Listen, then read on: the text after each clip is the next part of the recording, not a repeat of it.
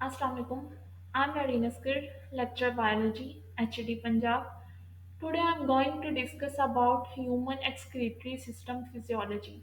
In last lecture we have studied excretory system, उसका overview, उससे related जो important organs हैं, urinary system of humans, जिसमें हमने किडनीज पढ़े, यूरेटर एंड यूरिनरी ब्लैडर और उसका मेन पार्ट, एंड नाउ उसकी फिजियोलॉजी, उसका फंक्शन, किस तरीके से यूरिन की सिंथेसिस होती है, उसमें कौन से एंजाइम्स हार्मोन्स हैं, उसका कंट्रोल क्या है। तो basically this lecture is basically focus on the physiology of excretory system.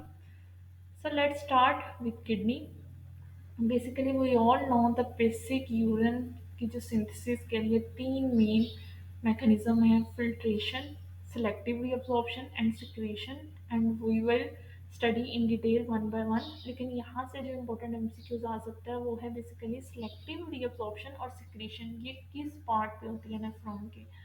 सो वो बेसिकली इसका जो पीसीटी वाला पार्ट है, जिसे हम कहते हैं पेरिफेरल कन्वोल्यूटेड ट्यूब्यूल्स, और जो मेडुलरी लूप है, लूप ऑफ हेनरी है, बेसिकली उसमें होती है। और फिल्ट्रेशन जो है उसके ग्लोमेरुलस वाले पोर्शन में होती है।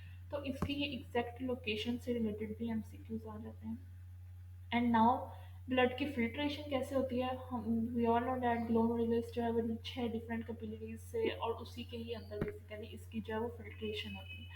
अब ये फिल्ट्रेशन से रिलेटेड जो एमसीक्यूज आते हैं वो है इसके ब्लड फ्लो से, कि कौन सी जो वेन या आर्टरीज जो हैं वो ब्लड लेकर आती हैं, कौन सी लेके जाती हैं। तो basically blood comes in glomerulus by afferent arteriole, जो ए से स्टार्ट होता है, और ब्लड लीव होता है बाय इफरेंट आर्ट्रियोल, जो कि ई से है बेसिकली। तो इन दोनों की इन टर्म से रिलेटेड आपको बहुत से एमसीक्यूज जो है वो पास पेपर्स में मिलेंगे, बट स्टूडेंट स्टिल ये एफरेंट और डिफरेंट के कॉन्सेप्ट में जो है वो कंफ्यूज हो जाते हैं। And here you can see in diagram the process of filtration। Glomerulus है, उसकी डिफरेंट जो है वो कैपिलरीज हैं, जिसके अंदर जो है वो पूरी की पूरी बाय मास जो है, बाय डिफ्यूजन मैकेनिज्म जो है ये फिल्ट्रेशन होती है। और ब्लड जो है वो आगे अगेन जो है वो इफरेंट आर्टियोल के थ्रू जो है वो पास ऑन हो जाता है, और इस जो फिल्ट्रेट को कहते हैं ग्लोमेरुलस फिल्ट्रेट। इसका भी डेफिनेशन आई हुई है कि द सब्सटेंस और लिक्विड आफ्टर फिल्ट्रेशन इन ग्लोमेरुलस कार्ट, तो उसे कहते हैं ग्लोमेरुलस फिल्ट्रेट। अब यहाँ से जो एमसीक्यूज इम्पोर्टेंट है वो है इसका प्रेशर। नॉर्मली कैपिलरीज का हाइड्रोस्टैटिक प्रेशर क्या होता है, वो है 7.3 kPa, और अगर मिलीमीटर एचडी में कहीं तो वो है 55। तो ये वो कुछ इससे रिलेटेड फैक्ट्स हैं जो कि स्टूडेंट्स जो हैं वो अनटच रह जाते हैं स्टूडेंट्स से, या फिर उन्होंने किसी अच्छे एडवांस लेवल की बुक से अगर इस टॉपिक को कवर नहीं किया तो बहुत सी टर्म्स जो हैं वो उनके लिए न्यू होती हैं। तो basically I focus in this lecture on that part which is important for competitive exams, not only for 17 or 18 scales but also for admission test of PhD as well as MPhil। And now glomerulus filtrate जो adult में बनता है उसका exact volume क्या है, वो है 125 millilitre पर मिनट। और या इसको हम जो है वो 180 लीटर भी कंसीडर करते हैं पर डे में। इन दोनों से रिलेटेड आपको एमसीक्यूज पास्ट पेपर्स में मिल जाएंगे कि how much glomerulus filtrate produce per day या फिर पर मिनट। तो इन फैक्ट्स को जो है आपने अच्छे से मेमोराइज करना है। Now next one is about 20% of total blood जो है वो पंप होता है by heart each minute to kidney. तो इस तरीके से भी एमसीक्यूज आ जाता है कि how much blood is pumped by heart to kidney, तो वो है 20%। और जो रिमेनिंग 80% होता है वो रेस्ट ऑफ द बॉडी चले जाता है, जिसमें लंग्स के पास जाएगा, गैसेज एक्सचेंज के लिए डिफरेंट टिश्यूज के पास जाएगा, और न्यूट्रिएंट ट्रांसपोर्ट के लिए। तो ये ओवरऑल ब्लड की सप्लाई से रिलेटेड एमसीक्यूज है, इसको हम फिल्ट्रेशन फ्रैक्शन भी कहते हैं। Now, after filtration, the second mechanism is selective reabsorption. As name indicated selective, कुछ खास सब्सटेंसेस को सिलेक्टिवली जो है अब्जॉर्ब कर लिया जाता है। उसके फर्स्ट ही ट्यूब्स का जो पोर्शन होता है जिसे कहते हैं पेरिफेरल कन्वोल्यूटेड ट्यूब्यूल्स, नॉर्मली आपको पीसीटी के वर्ड से मेंशन किया जाएगा। अब यहाँ पे जो सब्सटेंसेस अब्जॉर्ब होती हैं वो है वाटर, इलेक्ट्रोलाइट और ग्लूकोज। इनमें कंफ्यूज नहीं होना, इसका MCQs as it is past papers में आया हुआ है कि the substances which are selectively reabsorb at PCT. नीचे अगर ऑप्शन वाटर है, इलेक्ट्रोलाइट है, ग्लूकोज है, तो इसका ऑप्शन राइट होगा ऑल। इसके अलावा और भी डिफरेंट दे देते हैं, गैसेस दे देते हैं, तो वो सारा कुछ अब्जॉर्ब नहीं होता। और इसमें जो मैकेनिज्म इन्वॉल्व है वो है एक्टिव ट्रांसपोर्ट। तो इस तरह भी एमसीक्यूज आ जाता है, which type of mechanism involve in reabsorption, वो है active transport. Means active transport है तो एटीपी का यूज होगा। और किस पोर्शन में होती है, वो पीसीटी वाले पोर्शन में होती है। तो तीनों डायमेंशन से जो है एमसीक्यूज आ सकते हैं। नाउ आइंस जो सोडियम एंड क्लोराइड है, ये बेसिकली एब्जॉर्ब होते हैं by active and passive transport. इसके अलावा जो कंपोनेंट्स है जिसमें ग्लूकोज है, अमाइनो एसिड्स वगैरह हैं, ये हमें पता है नॉर्मली ये यूजफुल सब्सटेंसेस हैं, ये यूरिन के अंदर नहीं हो जाते, तो ये कम्प्लीटली रीअब्सॉर्ब हो जाते हैं। अब वो सब्सटेंसेस जो अब्जॉर्ब नहीं होते और आगे पास ऑन होते हैं लूप ऑफ हेनले की तरफ, जिनसे अगर यूरिन की सिंथेसिस होनी है, उसमें यूरिया है, यूरिक एसिड है, क्रिएटिनिन है। तो बेसिकली ये लिमिटेड कंसंट्रेशन में ही सिर्फ अब्जॉर्ब होते हैं, आगे नेक्स्ट जो है वो पास ऑन हो जाते हैं in the form of urine. And now selective reabsorption जो है वो कितने परसेंट तक होती है, तो मेडुलरी लोब में होती है 60 to 70% तक, जबकि 15 से 20% तक जो उसके लास्ट पे डिस्टल कन्वोल्यूटेड ट्यूब्यूल्स हैं, जिन्हें हम डीसीटी कहते हैं, वहाँ पे होती है। अब लूप ऑफ एनएलए में जो चीज़ें अब्जॉर्ब है वो होती हैं, वो है वाटर, सोडियम एंड क्लोराइड। तो बेसिकली इसके जो डिसेंडिंग लूप है उसमें क्या अब्जॉर्ब होता है, वो है मोस्टली वाटर। और जो इसका सेंडिंग लूप है, ऊपर जाने वाला जो लूप होता है, उसमें जो है यही साल्ट, जिसमें सोडियम एंड क्लोराइड जो है ये अब्जॉर्ब होते हैं। अब here you can also see pictorial diagram of site of reabsorption. इसमें आपको नजर आ जाएगा कि किस किस पोर्शन में क्या क्या सब्सटेंस जो है वो रीअब्जॉर्ब हो रही है। एंड नाउ रेनल थ्रेशोल्ड, इसकी भी एमसीक्यूज आया हुआ है इसकी डेफिनेशन का। तो बेसिकली मैक्सिमम रीअब्जॉर्प्शन कैपेसिटी जो होती है किडनी की, उसे कहते हैं रेनल थ्रेशोल्ड। अब इसमें नॉर्मली ग्लूकोज का क्या लेवल है, तो उससे कितनी सिंथेसिस हो रही है, you can see. And now hormones influence in selective reabsorption. अब यहाँ पे डिफरेंट हार्मोनल इन्फ्लुएंस होता है इसकी अब्जॉर्प्शन में, जिसमें जो है वो एक तो पैराथायराइड हार्मोन है, एंटी डायबिटिक हार्मोन है, एल्डोस्टेरोन है, और एट्रियल नेट्रोपेप्टाइड है। ये सब के सब हार्मोन मोस्टली किडनी से रिलेटेड सिक्रीट होते हैं। जैसे एंटी डायबिटिक हार्मोन वगैरह जो है, ये उसके किडनीज के ऊपर जो हम बात करते हैं एड्रीनल ग्लैंड, वहाँ से रिलीज होते हैं। जो एट्रियल वाला है ये बाय सेल्फ किडनी से रिलीज होता है। सिमिलरली ये डिफरेंट पोर्शन से रिलीज होते हैं। एंड एल्डोस्टेरोन, पैराथायराइड हार्मोन, अब इनका फंक्शन वन बाय वन हम स्टडी करेंगे। फर्स्ट ऑफ ऑल जो इसका थर्ड सिक्रीशन का मैकेनिज्म है, वो है सिक्रीशन।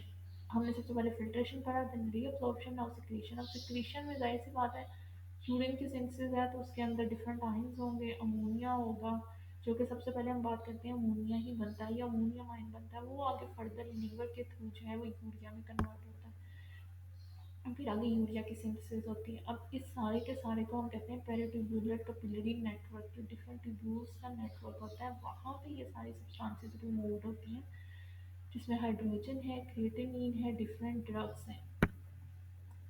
एंड नाउ जो ये आइंस है बेसिकली H+ और NH4, जो मैंने बात की अमोनियम, ये इसका रोल क्या है, ये पीएच को मेंटेन करते हैं ब्लड की। तो इनकी जो है अप एंड डाउनवर्ड मूवमेंट से जो है वो एसिडिटी और बेसिसिटी का जो है वो डिसीजन होता है। तो नॉर्मली यूरिन की पीएच क्या है, वो 6। सिमिलरली ब्लड की पीएच पूछी जाती है, सलाइवा की पीएच पूछी जाती है। हमने सब डाइजेस्टिव सिस्टम से रिलेटेड टर्म्स में जो है वो किया होगा।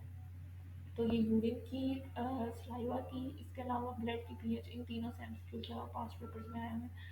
नाउ यूरिन की जो कंपोजिशन है उससे रिलेटेड, कि यूरिन की ओवरऑल पर डे कितनी सिंथेसिस होती है, वो है 1000 to 1500 मिलीलीटर। तो इसका एमसीक्यू भी आया हुआ है पास्ट पेपर में। अब कंपोजिशन ऑफ यूरिन, यूरिन में 96% वाटर होता है, इसका भी एमसीक्यू आया हुआ है कि water content in urine is about, वो है 96%। सिमिलरली यूरिया 2% होता है, और रिमेनिंग सब्सटेंसेस भी ऑलमोस्ट 2%।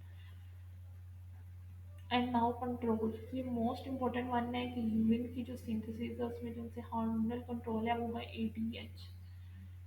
एडीएच का रोल क्या है, anti diuretic hormone, basically water की रीअब्सॉर्प्शन को कंट्रोल करता है। जब ये ज़्यादा होता है तब ज़्यादा क्वांटिटी में रीअब्सॉर्प्शन होती है वाटर की बाय किडनी। सिमिलरली एक एंडोस्टेरोन हार्मोन है, वो साल्ट की रीअब्सॉर्प्शन पे फोकस करता है। और इसी से ही रिलेटेड एक और हार्मोन है, वो है रेनिक एंजियोटेंसिन। एल्डोस्टेरोन सिस्टम, बेसिकली हमने रेनिक जो है वो पढ़ा था डाइजेस्टिव सिस्टम में भी। चाइल्ड के केस में मैंने आपको बताया था, जब डबल एन वाला रेनिन आता है तो वो चाइल्ड में जो प्रोटीन है, मिल्क शुगर जिसे कहते हैं कार्मोसन प्रोटीन, उसकी जो है वो कटलिंग करता है, उसकी डाइजेशन करता है, वो रिलीज भी जो है वो चाइल्ड में होता है मोस्टली उस पोर्शन में। अब किडनी से जो रिलीज होता है वो हार्मोन वो है रेनिन, उसमें सिंगल एन है। तो ये दो रेनिन से रिलेटेड आपको एमसीक्यूज काफ़ी पास पेपर में मिलेंगे, तो इनमें आपने कंफ्यूज नहीं होना। बेसिकली ये वाला जो रेनिन है, ये जो जैसे जक्स्ट्रा ग्लोमेरुलर सेल्स हैं नेफ्रॉन की हमने टाइप पढ़ी थी लास्ट लेक्चर में, वो सेल्स जो कि सर डेजर्ट में रहने वाले एनिमल्स के अंदर ये टाइप पाई जाती है नेफ्रॉन की, उनके लूप ऑफ एनर्जी वाले पोर्शन से रिलीज होता है। और इसका काम ये है कि नॉर्मली सिंथेटिक स्टिमुलेशन जब लो ब्लड वॉल्यूम है कि फाइट एंड फ्लाइट मैकेनिज्म है तब ये रिलीज होता है। और इसका काम भी यही है कि रीअब्सॉर्प्शन को जो है वो कंट्रोल करता है। So overall you can see here basically angiotensin 2 इसे कहते हैं vasoconstrictor भी। अब angiotensin ये वो पेप्टाइड हार्मोन है जो कि vasoconstriction करता है, यानी वेसल्स को कंस्ट्रिक्ट करता है। इसके करस्पॉन्डिंग जो है फिर रेनिन रिलीज होता है जक्स्ट्रा मेडुलरी सेल से। इसी तरह एमसीक्यू कहते हैं कि renin is released at the influence of, तो वो है एंजियोटेंसिन हार्मोन। और वो कहाँ से रिलीज होता है, वो बेसिकली जो है वो लीवर से रिलीज होता है, और वो है क्या, पेप्टाइड हार्मोन है। उसका फंक्शन क्या है, वो वैसे कंस्ट्रिक्शन करता है। तीनों तरीकों से एमसीक्यू आ सकता है। सिमिलरली रेनिन का रोल क्या है, रेनिन रिलीज कहाँ से होता है, जक्स्ट्रा मेडुलरी सेल से। तो बेसिकली इस तरह के जो एमसीक्यूज होते हैं। सिमिलरली एल्डोस्टेरोन, इसका काम यही है, जब रेनिन ज़्यादा होता है, पोटाशियम ज़्यादा होता है, तब एल्डोस्टेरोन रिलीज होता है। ये रेगुलेट कर देता है सोडियम और पोटाशियम आयन बैलेंस को। एंड देन है वाटर की रीअब्सॉर्प्शन जो कि डिस्टल कन्वोल्यूटेड ट्यूब्यूल्स में मोस्टली होती है। अब आगे है फ्लूड, जो बेसिकली बॉडी में फ्लूड जो है किन किन वेज से पास ऑन होता है। तो यूरिनेशन मेन फॉर्म यूरिन से, देन फीसिस में भी वाटर कंटेंट होता है, देन पर्सपायरेशन स्वेटिंग के थ्रू भी होता है। तो ये तीनों में कितने कितने परसेंट वाटर लॉस होता है, इसका आपको चार्ट जो है वो मिलर नहाले की बुक से मिल जाएगा। And now flow of urine, ये सिंपलेस्ट एक डायग्राम है। सबसे पहले ग्लोमेरुलर से बनता है, फिर एनल ट्यूब्यूल में अब्सॉर्ब होता है, फिर पेल्विस पोर्शन में जाता है, फिर एनल कैलियस में, एंड देन यूरेटर्स में। यानी किस तरीके से किडनी के अंदर जो है ये मूवमेंट है, इसकी फ्लो से रिलेटेड भी एमसीक्यूज आ जाते हैं। नॉर्मल यूरेटर, यूरेटर की लेंथ क्या है, 6 to 7 इंच, उसका डायमीटर कितना है, और इसके अंदर जो मूवमेंट होती है वो बाई पेरिस्टालसिस होती है।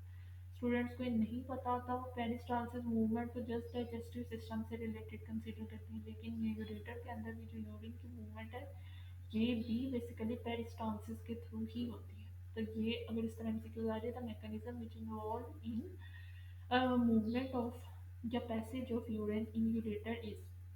नीचे अगर ऑप्शन पेरिस्टालसिस है, डिफ्यूजन है, एक्टिव ट्रांसपोर्ट है, तो बेसिकली इसका राइट ऑप्शन है पेरिस्टालसिस। वेव ऑफ कंट्रैक्शन की फॉर्म में मूव करते हैं। देन यानी वॉल्स ऑफ यूरेटर जो है 3 डिफरेंट लेयर से मिलकर बनी हुई है, outer covering, middle and inner.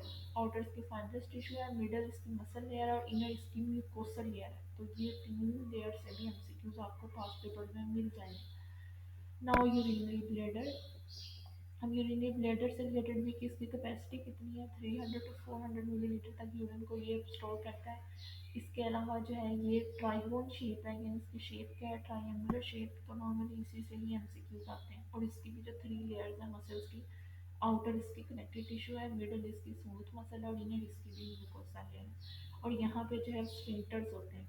Normally हमने डाइजेस्टिव सिस्टम पढ़ा था तब उसके स्फिंक्टर्स पढ़े थे। एक्सक्रीटिव सिस्टम में भी स्फिंक्टर्स हैं जिन्हें हम कहते हैं इंटरनल यूरिथ्रल स्फिंक्टर, जो कि कंट्रोल करते हैं यूरिन की मूवमेंट को फ्रॉम ब्लैडर। नाउ यूरेथ्रा, अब यूरेथ्रा में जो मेन डिफरेंस आता है वो है मेल और फीमेल की लेंथ का। मेल में इलोंगेटेड है ऑलमोस्ट 8 इंचेस, फीमेल में 1.5 इंच। एंड वो ओपन होता है किस पॉइंट पे, और उसके साथ एसोसिएटेड उसके सेक्स ऑर्गन्स हैं, पेनिस है। तो बेसिकली इन दो टर्म से जो है वो नॉर्मली एमसीक्यूज आते हैं। नाउ मिक्टोरेशन, अब ये वो फेज जिसमें हम जिसको हम यूरिनेशन भी कहते हैं। नॉर्मल स्टूडेंट्स को ये पता होता है कि the process in which urine extract from urinary bladder to outside the body via urethra is called urination.